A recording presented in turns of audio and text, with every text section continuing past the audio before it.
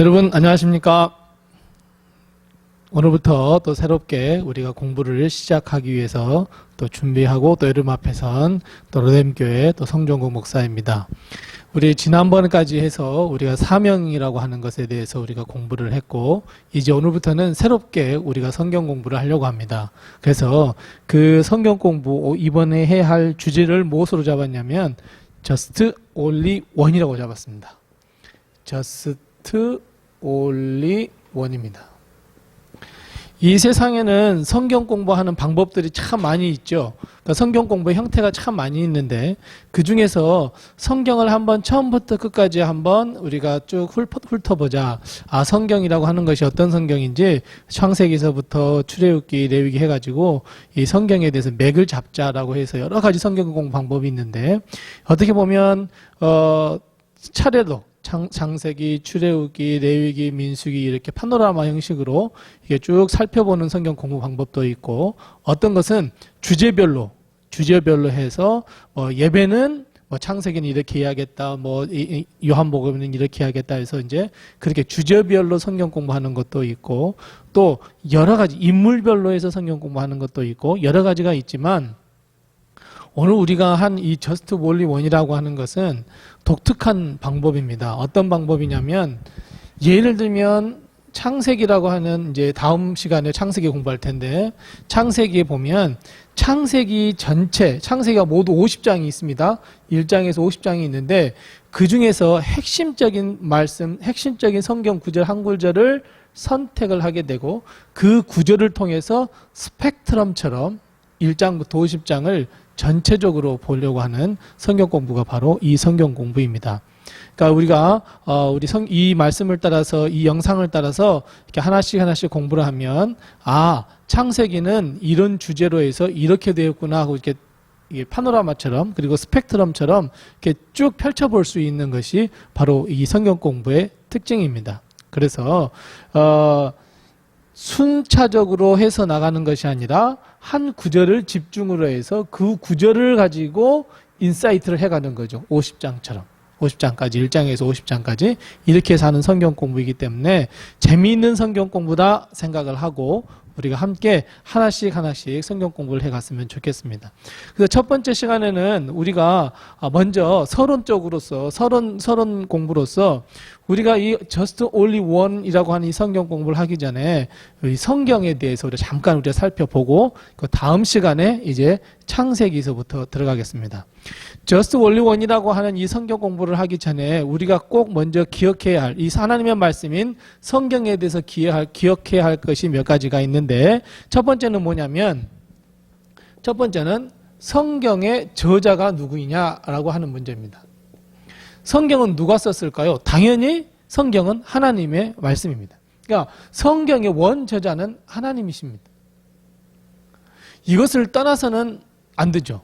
그러니까 성경은 반드시 하나님이 쓰셨다라고 하는 것이 우리 신앙의 고백이고, 그것이 맞는 말이고, 그것이 정설입니다.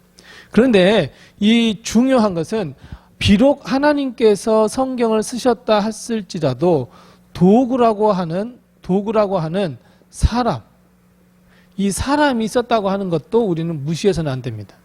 그러니까 이 창세기에서부터 여기 민수기, 신명기까지 누가 썼다 그렇습니까? 네, 모세가 썼다 그럽니다. 여호수아는 누가 썼습니까? 네, 여호수아가 썼습니다. 이런 것처럼 마태복음에는 마태가 썼습니다. 이런 것처럼 각각 책마다 저자가 있다는 거예요. 이것이 왜 중요하냐면, 이 하나님의 말씀인 66권의 성경이 하나님의 말씀이지만 반드시 하나님은 어떤 일이든지 사람이라고 하는 우리들을 사용하셔서 역사해 가신다 하는 것을 우리는 꼭 기억해야 합니다. 그러니까 우리 역시, 나 자신 역시 하나님의 역사를 위해서 하나님의 역사를 지금 기록해 가고 있다 하는 걸 우리가 꼭 기억해야 하고, 그리고 그것을 우리가 신앙 고백 삼아야 합니다. 그러니까 우리가 꼭 기억해야 할 것, 첫 번째, 성경은 하나님이 쓰셨지만 하나님은 도구인 사람들, 하나님의 사람들을 통하여서 성경을 썼다. 그리고 한 걸음 더 나가, 나도 지금 하나님의 역사를 써가고 있다. 그게 제일 중요한 겁니다. 그러니까 성경이라고 하는 것이 결국, 성경이라고 하는 이 성경이 나 자신의 삶에 의미가 있는 책이 돼야 된다는 거죠. 내가 저자니까. 나도 하나님께서 역사하셔서 하나님 역사를 써가고 있는 사람이기 때문에. 그러니까 창세기 우리가 보게 되면 창세기를 볼 텐데 이 창세기의 말씀이 나하고 어떤 관계가 있냐는 거예요. 어떤 관계가 있느냐. 이 하나님의 말씀은 나하고 관계가 있습니다. 왜냐? 하나님의 역사를 지금 나도 써가고 있는 하나의 저자이기 때문에 그래요. 그러니까 성전국의 역사라고 하는 것은 성전국 복음이 되는 거예요. 그러니까 그것을 우리가 꼭 기억해야 합니다. 자, 두 번째는 뭐냐면 하나님께서 이 성경을 우리에게 주신 것은 무엇이냐면 하나님의 목적이 독특한 목적이 하나가 있습니다. 하나님이 왜 성경을 우리에게 줬을까요? 하나님께서 우리에게 성경을 주신 목적은 하나님의 구원의 역사를 이루어 가시기 위해서 하나님께서 이 성경을 주셨습니다. 우리는 그래서 성경이라고 하는 것이 물론 우리 인생사에 있어서 여러 가지 문제들을 답을 해주고 여러 가지 문제들을 해결해주고 여러 가지 문제들을 우리에게 제시해 주는 것도 있지만 사실은 중요한 것은 구원의 역사를 이루기 위해서 우리에게 주신 책입니다. 그러니까 성경은 구원 역사를 위한 책입니다. 세상의 학문이나 세상의 이성이나 세상의 무슨 과학이라든지 이거하고는 전혀 관계가 없습니다. 성경은 역사, 구원의 역사에 관한 책입니다. 구원의 역사에 있어서 가장 중요한 건 뭐겠습니까? 예수님도 중요하고 그 사람도 중요하고 저 사람도 중요하지만 항상 주장하는 바는 뭐냐면 이 구원의 역사에 있어서 가장 중요한 것은 나라고 하는 걸 꼭 우리 잊어버리면 안 됩니다. 이 하나님의 역사에 있어서도 나를 잊어서는 안 됩니다. 내가 하나님의 역사를 지금 써가고 있습니다. 지난번에 우리가 이 비전에 대해서 우리가 공부할 때 비전에 대해서 이야기할 때 그랬잖아요. 우리가 항상 이 큰 하나님의 구원의 그림에 있어서 퍼즐 같은 건데 그 중에 내가 맡은 이 퍼즐 하나를 완성해야 퍼즐이 완성된다 그랬죠. 그런 것처럼 이 나 자신을 빼고는 절대 이야기해서는 안 됩니다. 그러니까 하나님의 말씀은 구원의 역사를 이야기하기 위한 것인데 나하고 전혀 관계가 없는 말씀이 아니라 나하고 관계가 있다는 거예요. 그러니까 성경의 말씀을 우리가 이 Just Only One이라고 하는 이 말씀들을 통해서 우리가 하나씩 배워가면서 나는 이렇구나. 나는 이렇게 살아야 되겠구나 하는 나에게 초점을 잘 맞추셔야 우리에게 은혜가 되는 말씀이라고 하는 것이라는 거죠. 그걸 기억하시기 바랍니다. 자, 우리가 잘 아는 것입니다. 세 번째.